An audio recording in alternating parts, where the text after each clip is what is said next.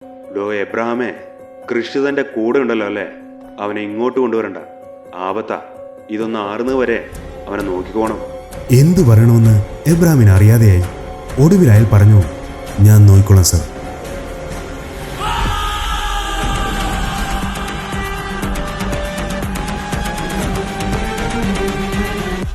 കഥകളുടെ മായിക ലോകത്തിലേക്ക് എല്ലാവർക്കും സ്വാഗതം. എബ്രഹാം റാവുത്തറിനെ നോക്കി. റാവുത്തർ പറഞ്ഞു, സാറ് പേടിക്കണ്ട, ട്രാഫിക്കിൽ എനിക്ക് ഒരുപാട് സുഹൃത്തുക്കളുണ്ട്. ആ വണ്ടി ഈ നഗരത്തിൽ എവിടെയാണെങ്കിലും നമുക്ക് കണ്ടുപിടിക്കാം. എബ്രഹാമും റാവുത്തറും നേരെ ട്രാഫിക് കൺട്രോൾ റൂമിൽ പോയി ബാക്കിയുള്ളവരോട് അവരുടെ വഴിയിൽ അന്വേഷിക്കാനും എബ്രഹാം ഓർഡർ കൊടുത്തു. ക്രിഷിന്റെ മൊബൈൽ സ്വിച്ച് ഓഫ് ആണ്. അതിന്റെ ലൊക്കേഷൻ കണ്ടുപിടിക്കാൻ സൈബർ സെല്ലും ശ്രമിക്കുന്നുണ്ട്. അവർ തേടുന്നത് ഒരു വെള്ള ഇന്നോവ കാറാണ്. അതിനോടകം തന്നെ സിറ്റിയിലുള്ള സകല പോലീസ് സ്റ്റേഷനിലും മെസ്സേജ് പോയി കഴിഞ്ഞിരുന്നു. ഒരു വെള്ള ഇന്നോവ കാർ, അല്ലെങ്കിൽ ഒലീവ് ടീഷർട്ടും ബ്ലൂ ജീൻസും ധരിച്ച ഒരു ചെറുപ്പക്കാരൻ. മണിക്കൂറുകൾ കടന്നുപോയി. എബ്രഹാം മുന്നിലിരുന്ന വിവിധ സ്ക്രീനുകളിലേക്ക് കണ്ണു ചിമ്മാതെ നോക്കി നിന്നു. പെട്ടെന്ന് അയാളുടെ ഫോൺ ശബ്ദിച്ചു. വിവേകാണ് വിളിച്ചത്. സാർ, ആ കാറ് കിട്ടി, അതിൻ്റെ ഡ്രൈവറും. ഞങ്ങളിപ്പോൾ പട്ടം സ്റ്റേഷനിലുണ്ട്. സാർ എത്രയും വേഗം വരണം. എബ്രഹാം റാവുത്തറിനെയും കൂട്ടി അതിവേഗം പട്ടം സ്റ്റേഷനിലെത്തി. വിവേക് അവരെ അഭിസംബോധന ചെയ്തു. സർ, ഒരു ടാക്സിക്കാരാണത്. ഡ്രൈവർ അകത്തുണ്ട്. പിക്ക് ആൻഡ് ഡ്രോപ്പ് മാത്രമായിരുന്നു എന്നാണ് അയാൾ പറയുന്നത്. എബ്രഹാം സ്റ്റേഷന്റെ അകത്ത് കയറി. എസ്ഐയുടെ റൂമിൽ ആ ഡ്രൈവർ നിൽക്കുന്നുണ്ട്. അയാളാകെ പേടിച്ച മട്ടിലാണ്. എന്താ തന്റെ പേര്? എബ്രഹാം ചോദിച്ചു. രമേശ്. അയാൾ മറുപടി പറഞ്ഞു. ശ്രീനാഥ് അപ്പോഴേക്കും കുറച്ച് കടലാസുകൾ എബ്രഹാമിന്റെ കയ്യിൽ കൊണ്ടുകൊടുത്തു. രമേശ് ജോലി ചെയ്യുന്ന ടാക്സി കമ്പനിയുടെ വിവരങ്ങളായിരുന്നു അതിൽ. രമേശ്, ആരാ നിങ്ങളെ വിളിച്ചു പറഞ്ഞത് എയർപോർട്ടിൽ പോയ ആളെ പിക്ക് ചെയ്യാൻ? എബ്രഹാം ചോദിച്ചു. രമേശ് മറുപടി പറഞ്ഞു. ആരാണെന്ന് അറിയില്ല സാർ. ഞാൻ കരുതിയത് കൃഷി തന്നെയാണ് വിളിച്ചതെന്നാണ്. രാവിലെയുള്ള കുവൈറ്റ് എയർലൈൻസ് വരുമെന്നും പേര് കൃഷി എന്നാണെന്നും പറഞ്ഞു. ഡ്രോപ്പ് ചെയ്യേണ്ട സ്ഥലവും പറഞ്ഞെന്നു. ഞാൻ അതനുസരിച്ച് ഒരു നെയിം ബോർഡ് എഴുതി എയർപോർട്ടിൽ കാത്തു നിന്നു. പറഞ്ഞ സമയത്ത് തന്നെ അയാൾ വന്നു. ബോർഡ് കണ്ട് ഒന്നും ഇടാതെ വന്ന് കാറിൽ കയറി. അയാളുടെ ബാഗുകൾ എടുത്ത് വണ്ടിയിൽ വെച്ചു. തലേന്ന് പറഞ്ഞ സ്ഥലത്ത് അയാളെ കൊണ്ടാക്കുകയും ചെയ്തു. സ്ഥലം എത്തിയപ്പോൾ ഇറങ്ങാൻ കുറച്ച് മടി കാണിച്ചു. എന്തിനാണ് അവിടെ ഇറക്കുന്നതെന്ന് ചോദിച്ചു. പകുതി ഇംഗ്ലീഷ് ആയിരുന്നുകൊണ്ട് എനിക്ക് മുഴുവനും മനസ്സിലായില്ല. അവസാനം ഇറങ്ങാൻ നേരം എന്നെ എന്തൊക്കെയോ ചീത്ത പറഞ്ഞുകൊണ്ടാണ് പോയത്. ക്യാഷ് ഒന്നും തന്നില്ലേ? റാവുത്തർ ചോദിച്ചു. അത് ഇന്നലെ തന്നെ കിട്ടിയിരുന്നു സാർ. ഒരു കവറിൽ ആരോ ഞങ്ങളുടെ ഓഫീസിൽ കൊണ്ട് കൊടുത്തായിരുന്നു. എബ്രഹാം ശ്രീനാഥിനെ നോക്കി. കാര്യം മനസ്സിലായ ശ്രീനാഥ് ആ ടാക്സി ഓഫീസിലേക്ക് പോയി. എബ്രഹാം വീണ്ടും ചോദിച്ചു. രമേശ, താൻ എവിടെയാണ് അയാളെ ഇറക്കി വിട്ടത്? സാറേ, എയർപോർട്ടിൽ നിന്ന് നേരെ പോയത് വർക്കലയിലേക്കാണ്. അവിടെ ഒരു ബീച്ച് വ്യൂ റിസോർട്ടിൽ ഇറക്കി വിട്ടു. എബ്രഹാം ശ്യാമിനെ നോക്കി. ശ്യാം പുറത്തേക്ക് പോയി. എബ്രഹാം തുടർന്നു. അയാൾ കാറിൽ കയറിയത് മുതൽ എന്തെങ്കിലും അസ്വാഭാവികമായി നിങ്ങൾ കണ്ടായിരുന്നോ? അയാളുടെ മൊബൈൽ ഫോൺ ഉപയോഗിക്കുന്നത് കണ്ടോ? ഇല്ല സാർ, മൊബൈലിൽ ചാർജ് ഇല്ലെന്ന് അയാൾ ആദ്യം സ്വയം പറയുന്നത് കേട്ടു. പക്ഷെ അയാൾ കയ്യിൽ കിടന്ന വാച്ചിൽ എന്തൊക്കെയോ ചെയ്യുന്നത് കണ്ടു. ഏതോ കൂടിയ വാച്ചാണ് സാർ. എബ്രഹാം റാവുത്തറോട് പറഞ്ഞു. സൈബർ സെല്ലിൽ വിളിക്കേ, GPS ഉള്ള വാച്ചായിരിക്കും. ലൊക്കേഷൻ കണ്ടുപിടിക്കാൻ പറയും. റാവുത്തർ സൈബർ സെല്ലിൽ വിളിച്ച് കാര്യം അറിയിച്ചു. അപ്പോഴേക്കും ശ്യാം തിരിച്ചു വന്നു. സർ, ഞാൻ ആ റിസോർട്ടിൽ വിളിച്ചിരുന്നു. അയാൾ അവിടെ പോയിട്ടില്ല. അവരെ CCTV നോക്കിയപ്പോൾ കണ്ടത് കാറിൽ നിന്ന് ഇറങ്ങി കൃഷി പുറത്തേക്ക് പോകുന്നതാണ്. എബ്രഹാം വീണ്ടും രമേശിനെ നോക്കി. സാറേ, ഞാൻ റിസോർട്ടിന്റെ ഗേറ്റ് വരെ അയാളെ കൊണ്ടാക്കിയതാണ്. ഞാൻ അപ്പം തന്നെ തിരിച്ചു പോരുകയും ചെയ്തു. രമേശിന്റെ മൊഴിയെടുത്ത് ഒപ്പും വാങ്ങിച്ചിട്ട് എബ്രഹാം അയാളെ പറഞ്ഞു വിട്ടു. സാർ, അവനെ പറഞ്ഞു വിടണോ? റാവുത്തർ ചോദിച്ചു. അവൻ വെറും ദൂതം മാത്രമാണ്. എബ്രഹാം മറുപടി പറഞ്ഞു. കൃഷിനെ വിളിക്കാൻ എന്തുകൊണ്ട് CMന്റെ കാർ പോയില്ല? റിയാസ് ചോദിച്ചു. എബ്രഹാം കുറച്ചു നേരം ആലോചിച്ചു. എയർപോർട്ടിൽ നിന്നപ്പോൾ CM വിളിച്ചായിരുന്നു. കൃഷിനെ നോക്കിക്കൊള്ളാൻ പറഞ്ഞു. അതിനർത്ഥം അവനെ നമ്മൾ പിക്ക് ചെയ്യുമെന്ന് ആരോ CMനെ അറിയിച്ചിരിക്കുന്നു. നാട്ടിൽ വന്നിട്ട് കുറച്ചായതുകൊണ്ടാവാം കൃഷിന് ഇവിടുത്തെ വഴിയൊന്നും പരിചയമില്ലാത്തത്. എയർപോർട്ടിൽ നിന്ന് അടുത്തുള്ള ക്ലിഫ് ഹൗസിലേക്ക് പോവാതെ 40 കിലോമീറ്റർ ദൂരമുള്ള വർക്കല പോയത് അങ്ങനെയാവണം. റിസോർട്ട് കണ്ടപ്പോൾ അച്ഛൻ ഏർപ്പാടാക്കിയതാണെന്ന് അവൻ കരുതി കാണും. വിളിച്ചു ചോദിക്കാൻ ഫോണില്ലല്ലോ. ജെയിംസ് ഇടപെട്ടു. സാർ, പക്ഷേ അങ്ങനെയാണെങ്കിൽ റിസോർട്ടിൽ പോകാതെ അവൻ പുറത്തേക്ക് പോയതെന്തിനാണ്? അത് നമ്മൾ കണ്ടുപിടിക്കണം, എബ്രഹാം പറഞ്ഞു. റാവുത്തറിന് അന്നേരം ഒരു ഫോൺ വന്നു. അതെടുത്ത് സംസാരിച്ച് കട്ട് ചെയ്ത ശേഷം അയാൾ പറഞ്ഞു. സർ, കൃഷിന്റെ വാച്ച് ലൊക്കേഷൻ കിട്ടി. അതിപ്പോൾ വർക്കല ബീച്ചിലാണുള്ളത്. എബ്രഹാം സംഘവും അങ്ങോട്ട് തിരിച്ചു. പോകുന്ന വഴിയിൽ ശ്രീനാഥ് വിളിച്ചു. സർ, ആ ടാക്സി കമ്പനിയുടെ പുറത്ത് ഒരേ ഒരു ക്യാമറയാണുള്ളത്. അതിൻ്റെ വിഷ്വൽസ് പരിശോധിച്ചു. ആ ഡ്രൈവർ പറഞ്ഞ സമയത്ത് ഒരാൾ വന്നിരുന്നു. ഒരു കവറ് അവിടെയുള്ള സ്റ്റാഫിന് കൊടുത്തിട്ട് അയാൾ പോയി. പക്ഷേ അയാളുടെ മുഖം വ്യക്തമല്ല സാർ. പക്ഷേ സാർ ഒന്നുണ്ട്, അയാൾ അവിടെ നിന്നപ്പോൾ ഫോണിൽ ആരെയോ വിളിച്ചിരുന്നു. എബ്രഹാം ഫോൺ കട്ട് ചെയ്തു. റൗത്തർ, സൈബർ സെല്ലിൽ വിളിക്ക്. ആ ടാക്സി കമ്പനിയുടെ അടുത്തുള്ള ടവർ ലൊക്കേഷനിൽ നിന്ന് ഈ പറഞ്ഞ സമയത്ത് പുറത്തേക്ക് പോയ കോളുകൾ എടുക്കാൻ പറയും. റാവുത്തർ അനുസരിച്ചു.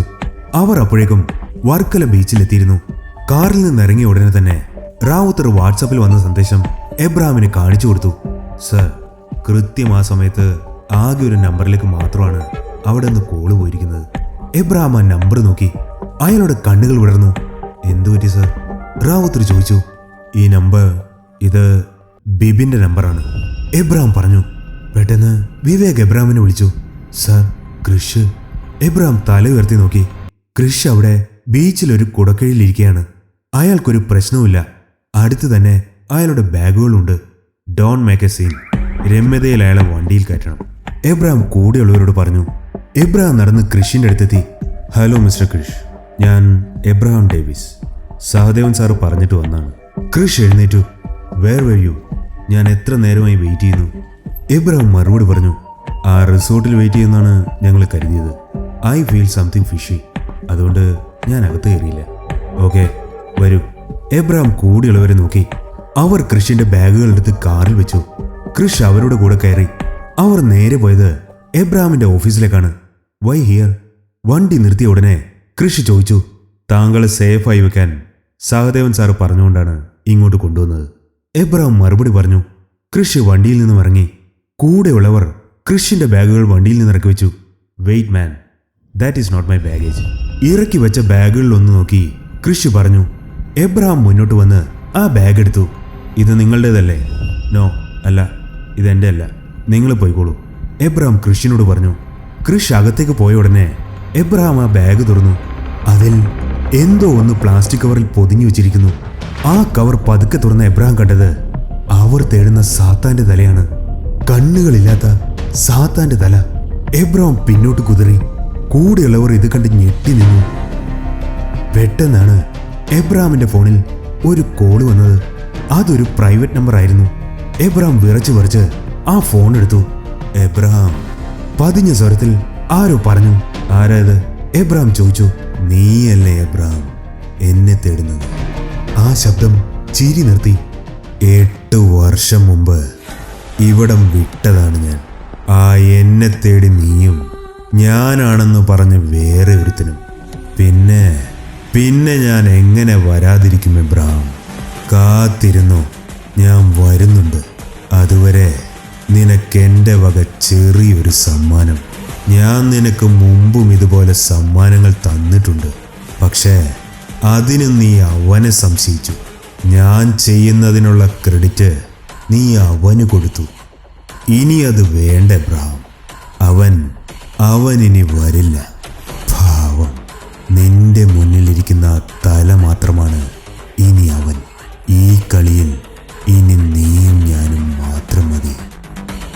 കോള് കട്ടായിട്ടും എബ്രഹാമിന് അനങ്ങാൻ സാധിച്ചില്ല. ബോധം മറയുന്നത് പോലെ അയാൾക്ക് തോന്നി. കൂടെ നിന്നവർ താങ്ങി പിടിച്ച് എബ്രഹാമിനെ അയാളുടെ ക്യാബിനിൽ കൊണ്ടിരുത്തി. കൃഷി പുറത്ത് നിഷയുടെ കൂടെയാണ്. കസേരയിലിരുന്ന് എബ്രഹാം തലതിരുമ്മി. അയാൾ പതുക്കെ തല ഉയർത്തി റാവുത്തറിനെ നോക്കി. റാവുത്തർ എബ്രഹാമിനെ തന്നെ നോക്കി നിൽക്കുകയായിരുന്നു. അവസാനം റാവുത്തർ പറഞ്ഞു. ഇത് തുടങ്ങിയപ്പോൾ മുതൽ ഞാൻ സാറിനോട് പറയുന്ന ഒരു കാര്യമുണ്ട്.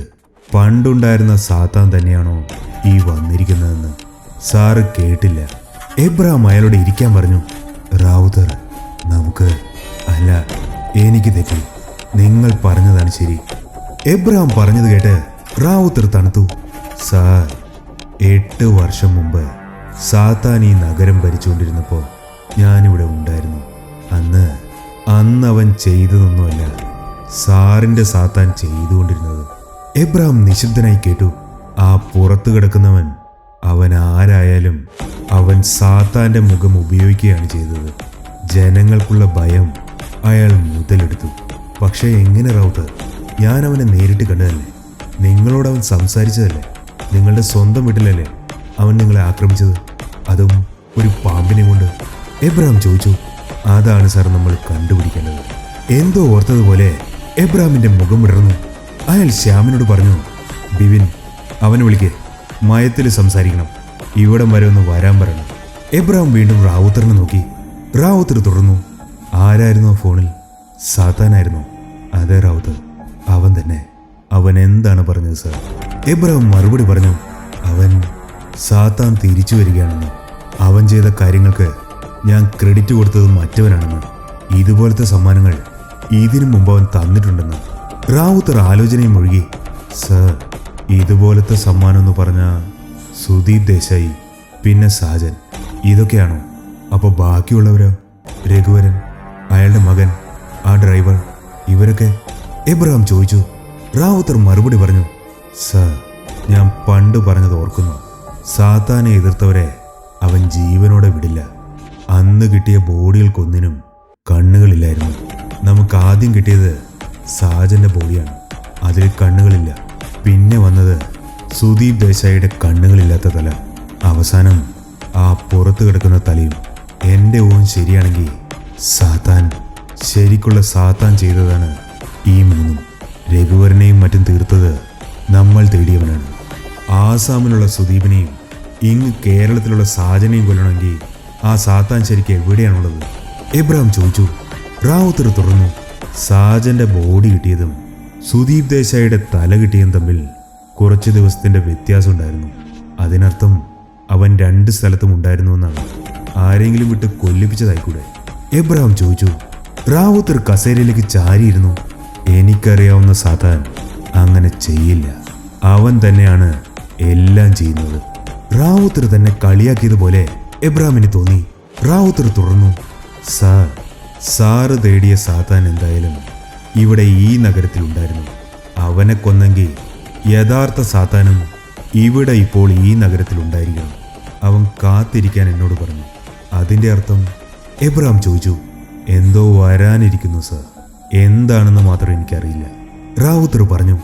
എബ്രഹാം വിവേകിനോട് പറഞ്ഞു, കൃഷ്ണനെ ക്ലിഫ് ഹൗസിൽ കൊണ്ടുവിടൂ. CM-നെ ഞാൻ വിളിച്ചു പറഞ്ഞോളാം. വിവേക് ഓഫീസിന്റെ പുറത്തിറങ്ങി കൃഷ്ണനെയും കൊണ്ട് ക്ലിഫ് ഹൗസിലേക്ക് പുറപ്പെട്ടു. റാവുത്തർ തുടർന്നു, സാർ, അങ്ങയുടെ ഭാഗത്ത് ഒരു തെറ്റുമില്ല. സാത്താനെ സാറ് കണ്ടിട്ടില്ല. അവന്റെ മോഡ് ഓഫ് ഓപ്പറേഷൻ ഏറെക്കുറെ സാറ് തിരഞ്ഞ ആളും പാലിച്ചിരുന്നു. ആരായാലും ഇതേ സംഭവിക്കത്തുള്ളൂ. നിങ്ങൾക്ക് എങ്ങനെയാണ് റാവുത്തർ ഇത്രയും കൃത്യമായി പറയാൻ സാധിക്കുക? ഞാനടക്കം ഇവിടെയുള്ള എല്ലാവരും ഷോക്കഡാണ്. പക്ഷേ നമ്മൾ തേടുന്നതല്ല യഥാർത്ഥ സാത്താനെന്നറിഞ്ഞിട്ടും നിങ്ങൾക്ക് വലിയ കുലുക്കൊന്നുമില്ലല്ലോ. എബ്രഹാം ചോദിച്ചു. റാവുത്തർ പതുക്കെ ചിരിച്ചു. നിങ്ങൾക്ക് എൻ്റെ മകൻ ആസിഫിനെ അറിയില്ല. നിങ്ങളെല്ലാവരും കൂടി അവനെപ്പറ്റി ഇല്ലാത്തത് പറഞ്ഞു കിടന്നില്ലേ? പക്ഷേ എനിക്കറിയാം അവനെ. ആ തിയറി തെറ്റിയപ്പോഴേ ഞാൻ ഊഹിച്ചു എവിടെയോ നമുക്ക് തെറ്റിയിട്ടുണ്ടെന്ന്. ശ്രീനാഥിനൊരു കോള് വന്നു. അയാൾ പുറത്തേക്ക് പോയി. തിരിച്ചു വന്ന അയാൾ പറഞ്ഞു, സർ, നർക്കോട്ടിക്സിൽ നിന്നാണ് വിളിച്ചത്. അവർക്കൊരു വിവരം കിട്ടിയിട്ടുണ്ട്. കൊച്ചിൻ പോർട്ടിൽ ഒരു കപ്പൽ വരുന്നുണ്ട്. അതിൽ മുഴുവൻ ഇമ്പോർട്ടഡ് ഡ്രഗ്സ് ആണ്, പല കാറ്റഗറിയിലുള്ളത്. റാവുത്തർ വീണ്ടും ചിരിച്ചു. സാർ, കാത്തിരിക്കാനാവും പറഞ്ഞതിൻ്റെ കാരണം ഇപ്പോൾ മനസ്സിലായി. വലുതെന്തോ വരാനുണ്ട്. റാവുത്തർ പറഞ്ഞത് കേട്ട് ആ റൂമിലുണ്ടായിരുന്നവർ ഭയം അറിഞ്ഞു. റാവുത്തർ, നേരത്തെ വന്നവനെ നമ്മൾ ഏറെക്കുറെ പിടിക്കാറായതാണ്. അവനെ പറ്റിയുള്ള സകല വിവരങ്ങളും നമ്മൾ കണ്ടുപിടിച്ചതാണ്. അതുപോലെ ഇപ്പോൾ വരുന്നവനെ നമുക്ക് പിടിക്കാം. റാവുത്തറിന്റെ ചിരി മാറി അട്ടഹാസമായി. സാറേ, സാറിപ്പോഴും ഇരുട്ടിൽ തപ്പുകയാണ്. ആ കിടക്കുന്ന തല കാണിച്ച പേക്കൂത്തുകളല്ലേ സാറ് കണ്ടിട്ടുള്ളൂ. അവൻ സാത്താന്റെ കളി കണ്ടിട്ടുണ്ടോ? അവനായിരുന്നു വന്നതെങ്കിൽ സൂര്യ, എബ്രഹാം ഡേവിഡ്, റാവുത്തർ, ഈ റൂമിലുള്ള സകലരും ഇപ്പോൾ വെറും ശവശരീരങ്ങളായനെ. അതും കണ്ണുകളില്ലാത്ത ശരീരങ്ങൾ. അവൻ ഇങ്ങനെ വന്ന ആളുകളെ ഭീഷണിപ്പെടുത്തുകയില്ല. വന്നു കഴിഞ്ഞാൽ പിന്നെ മരണം മാത്രമാണ് അവന്റെ ഇരയുടെ വിധി. എബ്രഹാമിന്റെ ഫോൺ ശബ്ദിച്ചു. CM ആണ്. എബ്രഹാം സ്പീക്കറിലിട്ടു. ഡോ, താൻ ഇത് ഏത് കോത്താഴത്ത് പോയി ഒളിച്ചിരിക്കുവാടോ? എന്തുപറ്റി സർ? ഓ, ഒന്നും പറ്റണ്ട സാർ. താനും തൻ്റെ ആ ടീമും ഉടനെ ഇവിടെ എത്തണം, ക്ലിഫ് ഹൗസിൽ. CM ഫോൺ കട്ട് ചെയ്തു.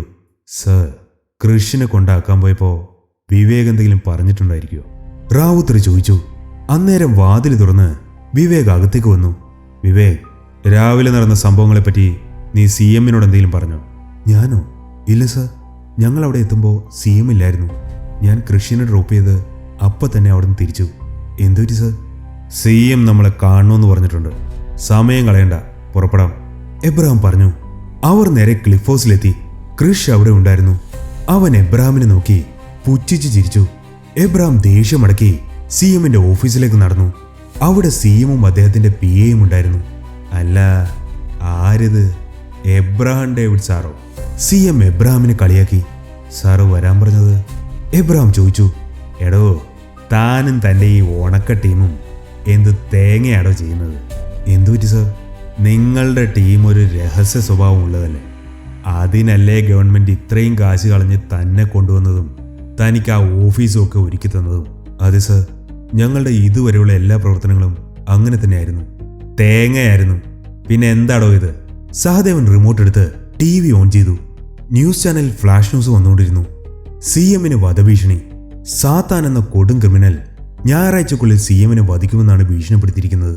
കേസ് അന്വേഷിക്കുന്ന IPS ഓഫീസർ എബ്രഹാം ഡേവിഡിന്റെ മുന്നിൽ വെച്ചാണ് സാത്താൻ ഈ ഭീഷണി ഉയർത്തിയിരിക്കുന്നത്.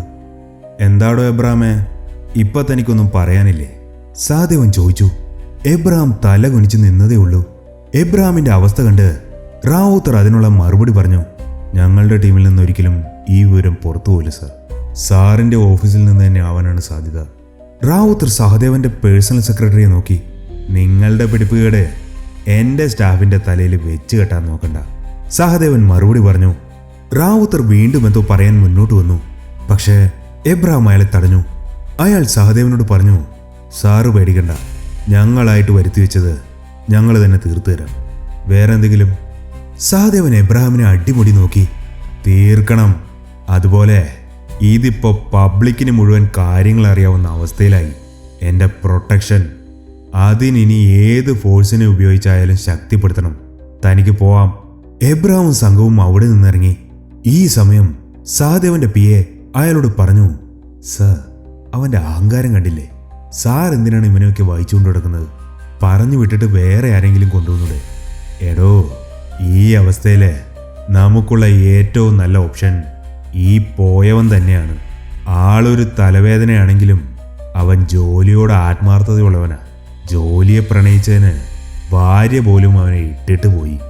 അവനെ ഒന്നും മൂപ്പിക്കാനല്ലേ ഈ കളിയൊക്കെ, സഹദേവൻ പറഞ്ഞു. അയാൾ തുടർന്നു, നമ്മൾ തന്നെയാണ് ഈ വാർത്ത മാധ്യമങ്ങൾക്ക് കൊടുത്തതെന്ന് അവൻ അറിയരുത്. എബ്രഹാമും സംഘവും നേരെ പോയത് ഓഫീസിലേക്കാണ്. ബിബിൻ അവിടെ വന്ന വിവരം നിഷ എബ്രഹാമിനെ വിളിച്ച് പറഞ്ഞിരുന്നു. ഓഫീസ് എത്തിയതും എബ്രഹാം ക്യാബിന്റെ അകത്തേക്ക് പോയി. പുറത്തിരുന്ന ബിബിനെ അകത്തേക്ക് വരാൻ പറഞ്ഞു. ബിബിൻ എബ്രഹാമിന്റെ മുന്നിലുള്ള കസേരയിലിരുന്നു. എന്തുപറ്റി സർ? വീണ്ടും എന്തെങ്കിലും അപകടം? ബിബിൻ ചോദിച്ചു. എബ്രഹാം അതേ എന്നർത്ഥത്തിൽ തല ചലിപ്പിച്ചു. ഇത് നിങ്ങളുടെ നമ്പറല്ലേ? മൊബൈലിൽ ഒരു നമ്പർ കാണിച്ച് എബ്രഹാം ചോദിച്ചു. അതെ, എൻ്റെ നമ്പറാണ്. എന്തുപറ്റി സർ? ബിബിൻ ചോദിച്ചു. ആ ഫോണ് കയ്യിലുണ്ടോ? എബ്രഹാം ചോദിച്ചു. ബിബിൻ പോക്കറ്റിൽ നിന്ന് ഫോൺ എടുത്ത് എബ്രഹാമിനെ കാണിച്ചു. റാവുത്തർ ആ ഫോൺ പിടിച്ചു വാങ്ങി അതിന്റെ കോൾ ലിസ്റ്റ് എടുത്തു. എന്താണ് ഈ കാണിക്കുന്നത്? ബിബിൻ റാവുത്തറിനോട് തട്ടിക്കയറി. അവിടെ ഇരിക്കും മിസ്റ്റർ ബിബിൻ, എബ്രഹാം പറഞ്ഞു. റാവുത്തർ കോൾ ലിസ്റ്റിൽ ഒരു നമ്പർ ബിബിനെ കാണിച്ചിട്ട് ചോദിച്ചു. ഇത് ആരുടെ നമ്പറാണ്? പന്തികേട് മനസ്സിലായ ബിബിൻ ചുറ്റും നോക്കി. അവർ 7 പേരുണ്ട്. ഡോർ അടച്ചിരിക്കുകയാണ്. അയാൾ പറഞ്ഞു, ഇത് എൻ്റെ കൂട്ടുകാരൻ്റെ നമ്പറാണ്. എന്താണ് കാര്യമെന്ന് പറയാമോ? അതിനുള്ള മറുപടി എബ്രഹാം പറഞ്ഞു. പറയാം. നിങ്ങൾ ഈ പറഞ്ഞ കൂട്ടുകാരൻ ഇന്നലെ ഒരു കോൾ ടാക്സി ഓഫീസിൽ പോയിരുന്നു. ഒരു യാത്രയ്ക്ക് വേണ്ടിയുള്ള ഫുള്ള് ക്യാഷും അയാൾ അവിടെ അഡ്വാൻസായി കൊടുക്കുകയും ചെയ്തു. എന്നിട്ട് അയാൾ ആദ്യം ചെയ്തത് നിങ്ങളെ വിളിക്കുകയാണ്. അതെന്തിനായിരുന്നു? ബിബിൻ മറുപടി പറഞ്ഞു. എനിക്ക് ഓർമ്മയില്ല. അല്ല, അവൻ കാശ് കൊടുക്കുന്നതും എന്നെ വിളിക്കുന്നതിലൊക്കെ എന്താണ് പ്രശ്നം? പ്രശ്നം ആ ക്യാഷ് കൊടുത്തത് CMന്റെ മകൻ കൃഷിനെ എയർപോർട്ടിൽ നിന്ന് പിക്ക് ചെയ്ത് വർക്കലയുള്ള ഒരു റിസോർട്ടിൽ കൊണ്ടുവിടാനാണ്, എബ്രഹാം പറഞ്ഞു. ഒരു നൈസ് കിഡ്നാപ്പ്, റാവുത്തർ ചേർത്തു. ബിബിൻ വിയർക്കാൻ തുടങ്ങി. സർ, അതൊന്നും എനിക്കറിയില്ല. അവൻ അങ്ങനെ എന്തെങ്കിലും ചെയ്തിട്ടുണ്ടെങ്കിൽ അവനല്ലേ വിളിച്ച് ചോദ്യം ചെയ്യേണ്ടത്? തീർച്ചയായും ഇതൊരു സാധാരണ കേസായിരുന്നെങ്കിൽ അതാണ് ഞങ്ങൾ ആദ്യം ചെയ്യുക. പക്ഷേ അവൻ്റെ പുറകെ പോയി സമയം കളയാൻ ഞാൻ ആഗ്രഹിക്കുന്നില്ല. ബിബിനെ, സത്യം പറയുന്നതാണ് നിനക്ക് നല്ലത്, എബ്രഹാം പറഞ്ഞു. എനിക്കൊന്നും അറിയില്ലെന്ന് ഞാൻ പറഞ്ഞില്ലേ? സാറേ, ഇവനെ കൊണ്ട് എങ്ങനെ പറയിപ്പിക്കാമെന്ന് ഞാൻ കാണിച്ചു തരാം. റാവുത്തർ മുൻപോട്ട് വന്നു. എബ്രഹാം അയാളെ തടഞ്ഞു. വേണ്ട റാവുത്തർ, വിവേക് ആ കവറിങ് എടുക്കുക. വിവേക് ക്യാബിന്റെ പുറത്തേക്ക് പോയി ഒരു പ്ലാസ്റ്റിക് കവറുമായി തിരിച്ചു വന്നു. നിഷ കണ്ടോ? എബ്രഹാം ചോദിച്ചു. ഇല്ല സർ, പക്ഷേ ചെറിയൊരു സംശയമുണ്ടെന്ന് തോന്നുന്നു. വിവേക് ആ കവർ എബ്രഹാമിന്റെ മേശപ്പുറത്ത് വെച്ചു. എബ്രഹാം അത് താഴെ പിടിച്ചു തൂക്കി അതിലുണ്ടായിരുന്ന സാധനം മേശയിലേക്ക് ഇട്ടു. വീണ സാധനം കണ്ട് ബിപിൻ ചാടി എഴുന്നേറ്റു. അയാൾ പുറത്തേക്ക് ഓടാൻ തുനിഞ്ഞു. റാവുത്തറും സംഘവും അയാളെ തടഞ്ഞു നിർത്തി. എബ്രഹാം കസേരയിൽ നിന്ന് എഴുന്നേറ്റു. നടന്ന് ടേബിളിന്റെ മുന്നിലെത്തി. കവറിൽ നിന്ന് വീണ തല അയാളെടുത്ത് നേരെ വെച്ചു. അന്നേരം ബിപിൻ ശരിക്കും കണ്ടു അതാരുടെ തലയാണെന്ന്. സർ, ഇവൻ അയാൾ തേങ്ങി. അപ്പോ നിനക്കറിയാം ഇവനെ. നിങ്ങൾ അവനെ എന്താണ് ചെയ്തത്? നിലത്ത് മുട്ടുകുത്തിയിരുന്ന് ബിപിൻ ചോദിച്ചു. ഞങ്ങളല്ല, നീയൊക്കെ കടമെടുത്ത മുഖമില്ലേ, സാത്താൻ, സാക്ഷാൽ സാത്താൻ, അവനാണിത് ചെയ്തത്. സത്യം പറഞ്ഞില്ലെങ്കിൽ നിനക്കും ഇത് തന്നെയാണ് ഗതി. സഹകരിച്ചാൽ നിന്റെ സുരക്ഷ ഞാൻ ഏർപ്പാടാക്കാം, എബ്രഹാം പറഞ്ഞു. ബിപിൻ കൈകൂപ്പിയ എബ്രഹാമിനെ നോക്കി. അയാളുടെ കണ്ണുകൾ നിറഞ്ഞു. ഭയം അയാളെ കീഴ്പ്പെടുത്തി. ഞാൻ എല്ലാം പറയാം സാർ, എന്നെ രക്ഷിക്കണം. എബ്രഹാം വിവേകിനെ നോക്കി. നമ്മുടെ ആവശ്യം കഴിഞ്ഞു, ഇതെടുത്ത് ഓട്ടോപ്സിക്കേക്ക്. വിവേക് ആ തലയെടുത്ത് കവറിലാക്കി പുറത്തേക്ക് പോയി. ബിപിൻ സാറ് പറഞ്ഞു തുടങ്ങിക്കോ, റാവുത്തർ പറഞ്ഞു.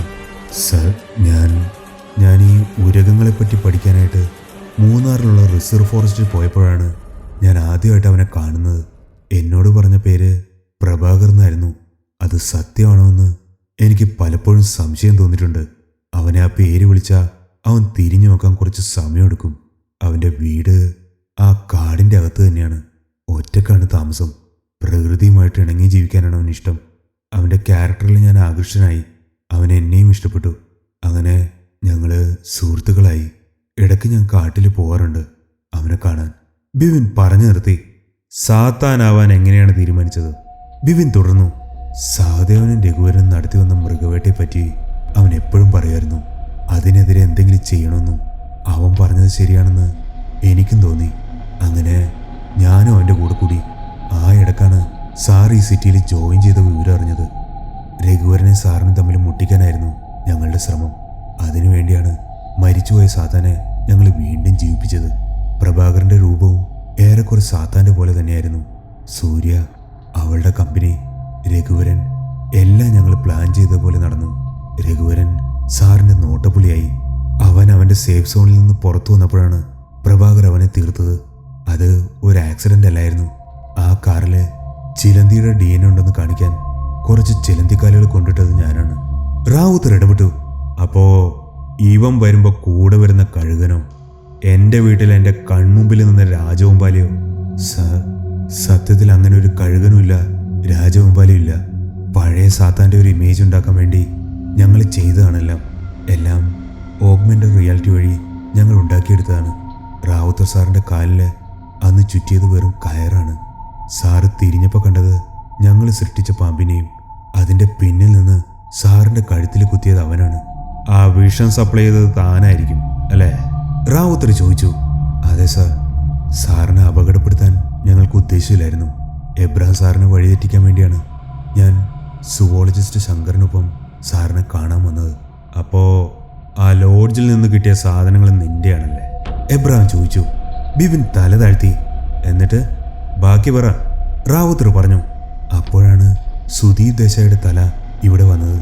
അത് ഞങ്ങൾ ചെയ്തതല്ല. നേരത്തെ സാജനെ കൊന്നതും ഞങ്ങളല്ല. അതിൽ ഞങ്ങൾക്കെന്തോ പന്തികേട് തോന്നി. ഞങ്ങളുടെ ലക്ഷ്യം എത്രയും വേഗം നിറവേറ്റാൻ ഞങ്ങൾ തീരുമാനിച്ചു. അതിനാണ് സാർ കൃഷിനെ തട്ടിക്കൊണ്ടുപോയത്. റിസോർട്ടിൽ നിന്ന് അവനെ കടത്തേണ്ട ജോലി പ്രഭാകരനായിരുന്നു. റാവുത്തർ, ഇവനെ കസ്റ്റഡിയിലെടുക്കുക. 3 കൊലപാതകങ്ങൾ. രഘുവരൻ, മകൻ ആദി, അയാളുടെ ഡ്രൈവർ. ഇത് 3ലും ഇവനെ കൂട്ടുപ്രതിയാക്കണം. 1-ാം പ്രതി ഇവൻ പറഞ്ഞ പ്രഭാകർ, എബ്രഹാം പറഞ്ഞു. സമയം രാത്രിയായിരുന്നു. എബ്രഹാമിന്റെ ഫോൺ വീണ്ടും ശബ്ദിച്ചു. എബ്രഹാം, സാത്താൻ. എബ്രഹാം ഫോൺ സ്പീക്കറിലിട്ടു. എൻ്റെ പേരിന് നാണക്കേടായി അല്ലേ? ഇനി ആ സഹദേവനെ കൊന്നില്ലെങ്കിൽ സാത്താനെപ്പറ്റി ജനം എന്ത് വിചാരിക്കും? നീ എന്ത് വിചാരിക്കും? ഭീഷണി അവൻ്റേതായിരുന്നു. പക്ഷേ ഞാനതിങ് എടുത്തു. സാത്താൻ ഫോൺ കട്ട് ചെയ്തു. അയാൾക്ക് ചുറ്റും വെള്ളമാണ്, കടലാണ്. കാലിന്മേൽ കാല് വെച്ച് ഒരു കൈ തലയുടെ പിന്നിൽ വെച്ച് ഒരു പായ്ക്കപ്പലിന്റെ മുന്നിൽ കിടക്കുകയാണ് അയാൾ. മറ്റേ കൈ അടുത്തിരിക്കുന്ന ഒരു കഴുകനെ തലോടുന്നു. കുറച്ചു മാറി 2 കപ്പൽ ജീവനക്കാരുടെ ശരീരങ്ങൾ. ആ കപ്പൽ ആരും നിയന്ത്രിക്കുന്നില്ല. ക്യാപ്റ്റന്റെ ശരീരം കപ്പലിന്റെ നിയന്ത്രണവിൽ കിടന്നാടി. അതിൽ ജീവനോടെ ഉള്ളത് സാത്താനും ആ കഴുകനും മാത്രം. കരയിലേക്ക് ഇനി കഷ്ടിച്ച് 1 നോട്ടിക്കൽ മൈൽ മാത്രം.